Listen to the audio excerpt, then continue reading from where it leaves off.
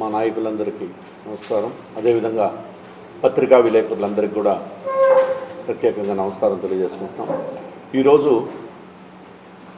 ఈ పత్రికా విలేకరులందరినీ పిలిపించి ప్రజలకు నేను చెప్పాలనుకున్న సందేశం ఏమంటే,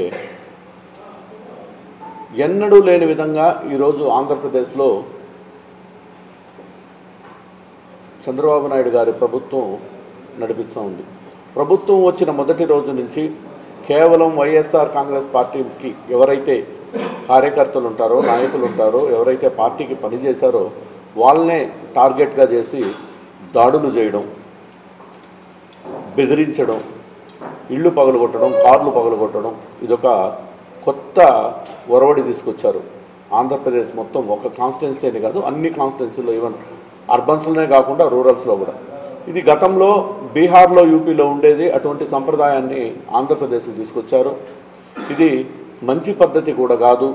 ఎందుకంటే ఎప్పుడు కూడా లేని కొత్త ఒరవడి, ప్రజలకు మంచి చేయాలి కానీ ఇటువంటి కొత్త ఒరవడి తీసుకొస్తే మళ్ళీ అటువంటివే రిపీట్ అవుతాయి. అటువంటి సంస్కృతి మంచిది కాదనేది మొదటగా నేను వాళ్ళని హెచ్చరిస్తున్నాను.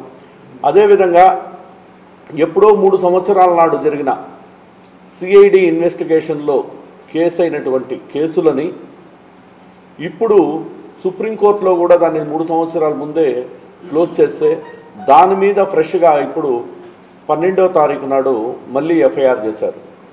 జగన్మోహన్ రెడ్డి గారిని, డీజీ సునీల్ గారిని, పొన్నవాళ్ళు గారిని, ఇట్లా అడిషనల్ డీజీ గారిని ఒకరిని, వీళ్ళందరినీ కూడా 3 సంవత్సరాల క్రితం అయిపోయిన కేసుని ఈరోజు మళ్ళీ ఇవి హత్యాయత్నం జరిగింది రఘురామకృష్ణరాజు గారి మీద అనే విధంగా తప్పుడు కేసు బనాయించడం, అది కూడా 307 కేసు పెట్టడం అనేది ఈ రాష్ట్ర చరిత్రలో కాదు, దేశ చరిత్రలో కూడా ఎన్నడూ కూడా ఇంతవరకు జరిగిన దాఖలాలు ఎక్కడా కానీ లేవు.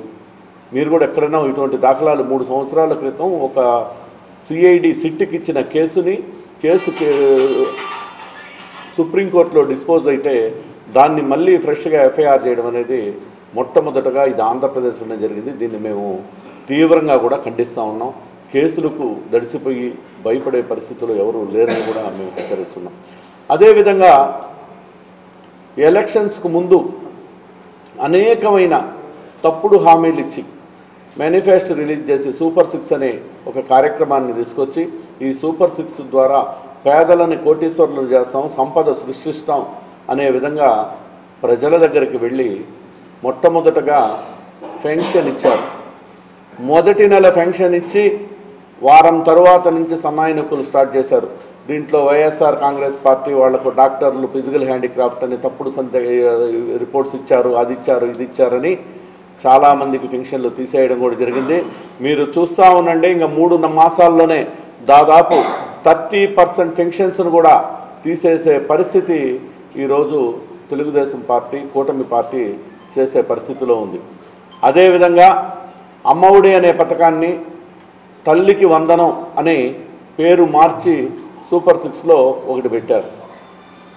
ఆ రోజు ఏమన్నారంటే, ఇంట్లో తల్లికి ఎంతమంది బిడ్డలుంటే అంతమందికి ప్రతి బిడ్డకు కూడా 15,000 రూపాయలు తల్లికి వందనం పేరుతో ఇస్తామని ఈ సూపర్ 6 వాగ్దానాల్లో ప్రధాన వాగ్దానంగా దాన్ని చేశారు. ఈరోజు ఏమంటున్నారంటే, మెల్లగా మాట మార్చి ఒక బిడ్డ ఉంటే 15,000, 2 బిడ్డలుంటే 7,500, 3 బిడ్డలుంటే 5,000, 4 బిడ్డలుంటే 3,750 రూపాయలు అనే విధంగా ఈ మధ్యకాలంలో మనం చూసే సోషల్ మీడియాలో ట్రోల్ అయింది. అదే నిజం అనే విధంగా ఈరోజు నిరూపించే పరిస్థితి వచ్చింది. ఎందుకంటే తల్లికి వందనం అన్నాం కాబట్టి ఇంట్లో ఎంతమంది తల్లులు ఉంటే వాళ్ళకు వరకే ఈ అమ్మఒడి ఇస్తాం, కానీ పిల్లలకు కాదు అనే పరిస్థితిగా తీసుకురావడం ఇది ఎంతవరకు సబబు అని నేను మీ ద్వారా కూటమి ప్రభుత్వాన్ని అడుగుతున్నాం. ఎందుకంటే ప్రశ్నించడానికే వచ్చానన్నటువంటి పవన్ కళ్యాణ్ గారు ఈరోజు ప్రశ్నించాల్సిన అవసరం వచ్చింది కాబట్టి దీని మీద ఆయన గట్టిగా స్పందిస్తారని కూడా నేను కోరుకుంటున్నాను. ఎందుకంటే ఎవరు తప్పు చేసినా నేను ప్రశ్నించడానికే, ప్రజల పక్షాన ప్రశ్నించడానికే వచ్చాను, పదవులు కాదు నాకు ముఖ్యం అని తను ప్రతి సభల్లో కూడా చెప్పారు. ఈరోజు సూపర్ 6లో మొదటి వాగ్దానం అయినటువంటి తల్లికి వందనం కార్యక్రమాన్ని మొత్తం ప్రతి బిడ్డకు ఇస్తానన్నటువంటి దాంట్లో ఈరోజు ఎటువంటి స్పందన లేకుండా తల్లికి ఒక్కటే అమ్మఒడి, తల్లికి వందనం అనే విధంగా పెట్టినప్పుడు దీని మీద పవన్ కళ్యాణ్ గారు ప్రశ్నించాలని కూడా కోరుకుంటూ, ప్రజల పక్షాన ఇంకా చేయాల్సినటువంటి సూపర్ 6 కార్యక్రమాల్లో ఉచిత బస్సు ఇంతవరకు ఆచరణకు రాలేదు. ఎందుకంటే దాని మీద మొత్తం నివేదికలు తీసుకుంటున్నాం. ఇటు కర్ణాటకలో, తెలంగాణలో అధ్యయనం చేసి కాలయాపన చేస్తూ దాని తర్వాత ఎప్పుడో 2 సంవత్సరాలకు 3 సంవత్సరాలకు పెడతామని అంటున్నారు. ఇంతవరకు అది కాలేదు. అదేవిధంగా ఉచిత ఇసుక అన్నారు. ఉచిత ఇసుకలో ఉచితమే ఉంది కానీ ఇసుక మాత్రం ఉచితం ఎక్కడా లేదు.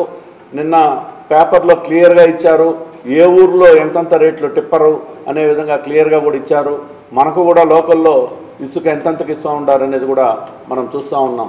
పేరుకు మాత్రం ఉచిత ఇసుక అన్నారు. దాంట్లో ఉచితం మాత్రం ఉంది కానీ ఇసుక మాత్రం రావడం లేదు. కాబట్టి ఇది కూడా కరెక్ట్ కాదు అని నేను మీ ద్వారా తెలియజేస్తూ ఉన్నాను. అదేవిధంగా ఇంకా సూపర్ 6లో ఆ ఒక్క పెన్షన్ తప్పితే మిగతా ఏది కూడా కార్యాచరణకు రాలేదు. వీటన్నిటిని కూడా ఈ నెల రోజుల్లోపు పూర్తిగా సూపర్ 6లో పెట్టినటువంటి పథకాలన్నీ కూడా ఆచరణలోకి తీసుకొచ్చి ప్రజలకు సేవ చేసే విధంగా ప్రభుత్వాన్ని పాలించాలని కూటమి ప్రభుత్వాన్ని కోరుకుంటున్నాం.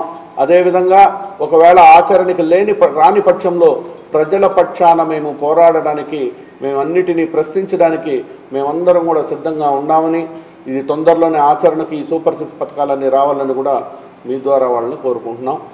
దీని మీద ప్రజల్లో గట్టిగా తీసుకెళ్తాం.